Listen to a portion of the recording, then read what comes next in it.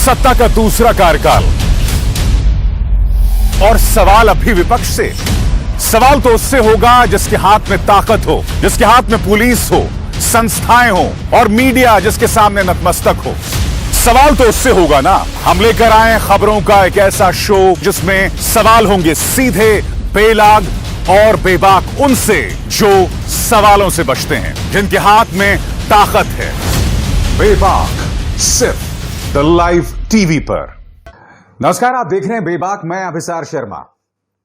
जासूसी कांड मैं समझना चाहता हूं, इस्राएली सॉफ्टवेयर पेगासस के जरिए जो जासूसी कराई गई है, इन्होंने किसी को बख्शा?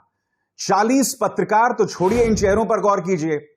कांग्रेस के नेता राहुल गांधी, ममता बनर्जी के पूर्व सलाहकार, चुनावी सलाहकार प्रशांत किशोर, ममता बनर्जी के रिश्तेदार अभिषेक बनर्जी, रंजन गोगोई नहीं, जिस लड़की ने रंजन गोगोई, पूर्व चीफ जस्टिस रंजन गोगोई पर सेक्सुअल हैरेसमेंट, यौन उत्पीड़न का आरोप लगाया था, उसके भी रिश्तेदारों और उसके 11 फोन्स की हैकिंग की गई या उनकी जांच की जा रही थी।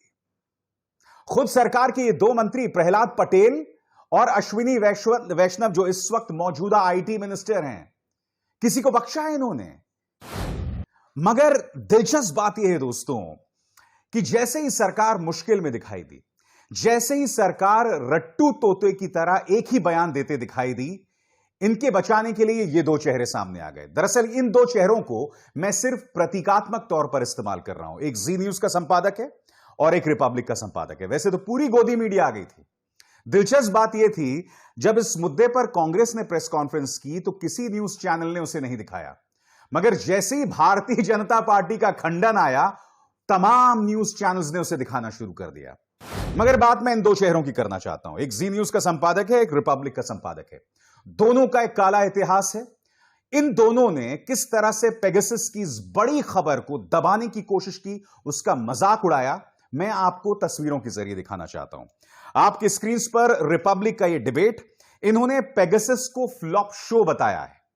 जी हां, पेगासस को फ्लॉप शो बताया है। इसमें बताया जा रहा है कि यह सब बकवास है, बेईमानी है, एक फ्लॉप शो है।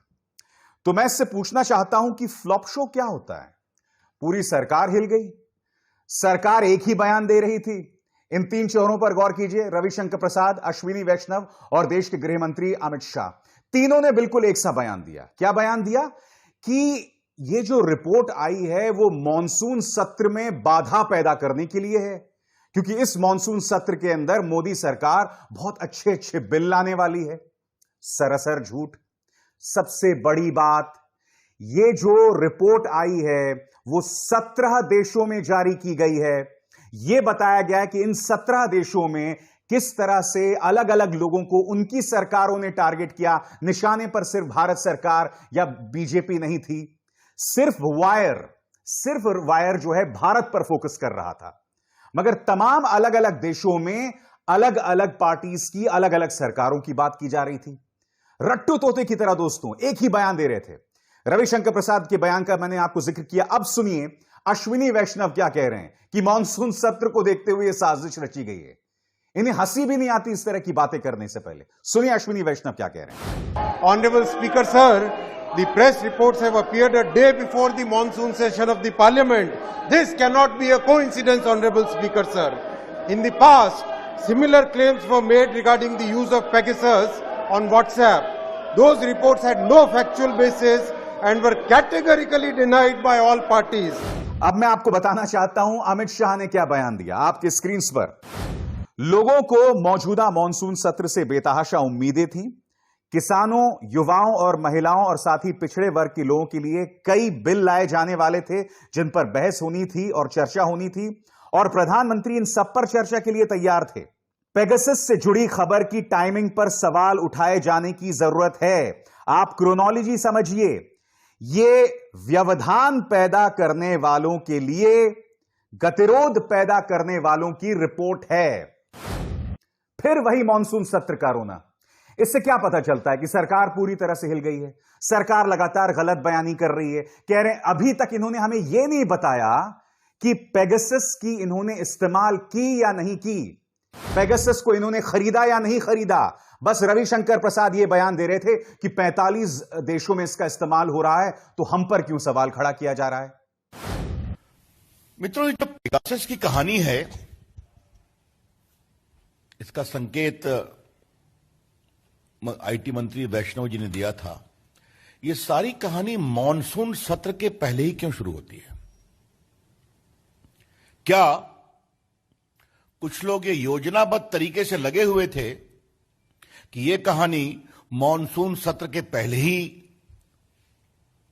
फोड़नी है ताकि देश में एक नया माहौल बनाया जाए? पेगासस का इस्तेमाल गलत है, अलोकतांत्रिक है और कानून के खिलाफ है, और अगर सरकार ऐसा कर रही है तो बहुत शर्मनाक है। यह मैं आपको आगे जाके बताऊंगा। मगर मैं बात कर रहा था इनके पालतू पत्रकारों की। दोस्तों, ये जो शख्स है रिपब्लिक का संपादक, जो पेगासस को फ्लॉप शो बता रहा था, इसके इतिहास के बारे में आपके सामने खबर देखिए। TRP scam, Arnab Goswami named in chargesheet by Mumbai police. ये लोग पत्रकारिता की बात कर रहे हैं जो कि टीआरपी घोटाले में फंसे हुए, ये आरोपी आदमी। और फिर ये तस्वीर याद है, रोते हुए एक आदमी की आत्महत्या को मजबूर करने के लिए यह संपादक जो है करीब 5 दिन तक जेल में रहा था, 1 हफ्ते तक जेल में रहा था। हालांकि मैं अब भी कह रहा हूं कि अगर शिवसेना की सरकार भारतीय जनता पार्टी के साथ होती तो यह शख्स जेल नहीं जाता। मगर चलिए, किसी बहाने तो इंसाफ होता दिखाई दिया। इस आदमी पर ये 2 कालिक हैं, ये 2 धब्बे हैं। क्या यह बतलाएगा कि पत्रकारिता के क्या मायने हैं? बात यहां नहीं रुकती दोस्तों। कल जी न्यूज ने क्या कार्यक्रम दिखाया, देखिए आपकी स्क्रीन पर। देखिए, डीएनए से नो टू फॉरेंसिक कॉन्स्पिरेसीज पर ट्वीट कीजिए, यानी कि विदेशी साजिशों के खिलाफ मोर्चा खोलिए। पेगासस की बिना सर पैर की खबर का विश्लेषण बिना सर पैर की खबर का विश्लेषण, और इसके संपादक को इतनी ज्यादा, जिसे कहते हैं ना, खुजली हुई है कि उसने यह भी बयान दिया आपके स्क्रीन पर। Very disappointed with the Pegasus project media list. Most of these journalists aren't worthy of such expensive spyware. They have virtually no impact. Yes, they are anti-Modi, but that's not because of their journalism. It's because their supply chains have been cut off since 2014. आज ये पत्रकारिता का ज्ञान दे रहा है, ये पत्रकारिता का ज्ञान दे रहा है।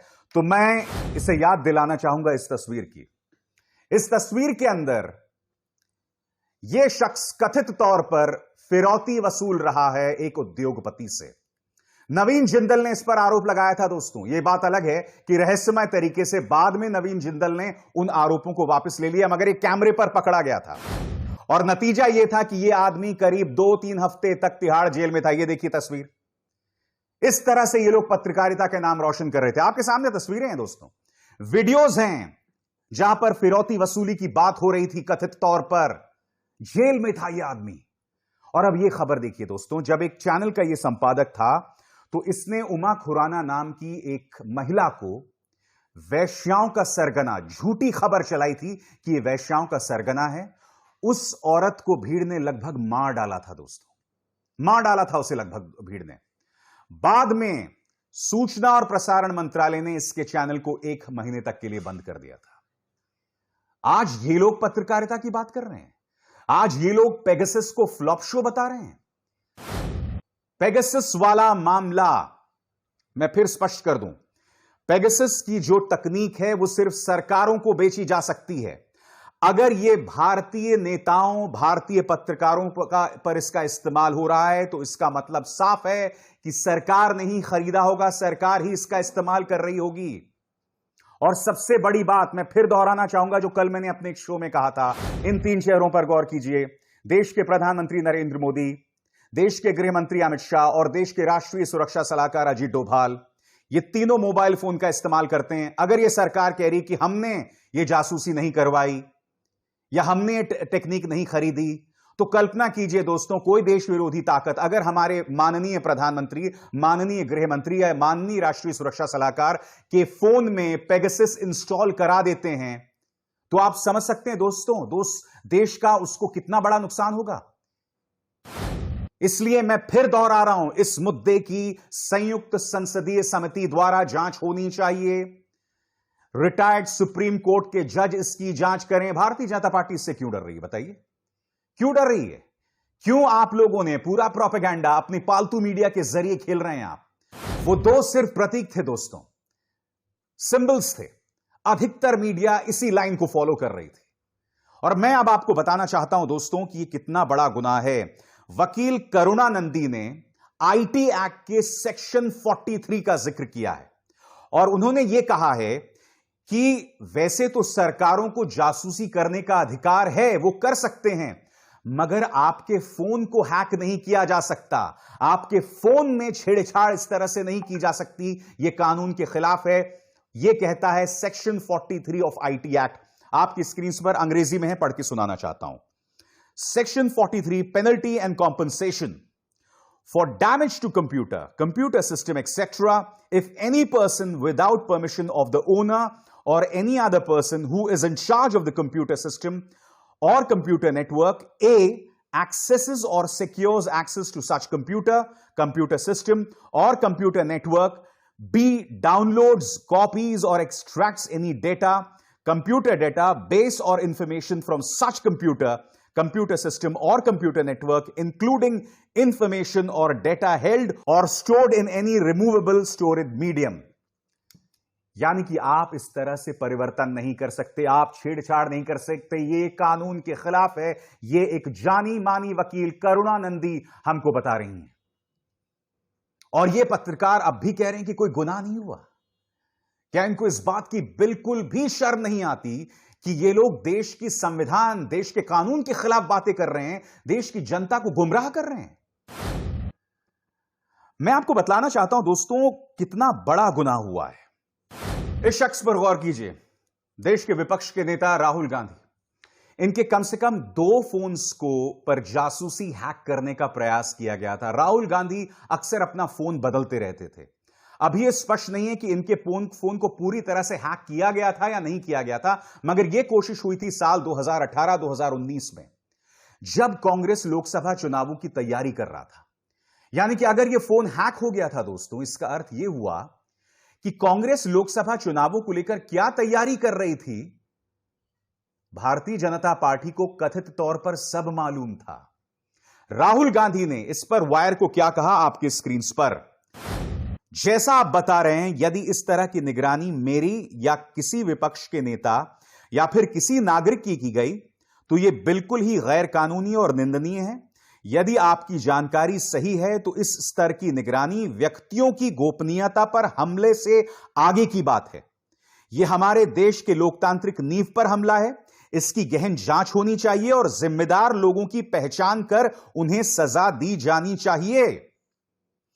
और ये लोग जो कह रहे हैं भारत के खिलाफ साजिश है, दोस्तों संयुक्त राष्ट्र ने इस पर बयान दिया है, इस पर तीखी आलोचना की है। संयुक्त राष्ट्र क्या कह रहा है आपकी स्क्रीन पर, UN urges better regulation of surveillance technology after Pegasus revelations. Pegasus is a highly invasive tool that can switch on a target's phone, camera and microphone. संयुक्त राष्ट्र ने इसकी कड़ी आलोचना की है। तो मैं देश के गृह मंत्री से यह सवाल पूछना चाहता हूं कि आप जब कह रहे हैं कि भारत के खिलाफ साजिश की जा रही है, तो क्या यह साजिश 17 देशों में रची जा रही थी? और वो 17 देशों में उन देशों के लोगों या उन देशों के सरकारों की बात की जा रही थी, वहां के पत्रकारों की बात की जा रही थी। वायर ने तो सिर्फ इस देश की बात की।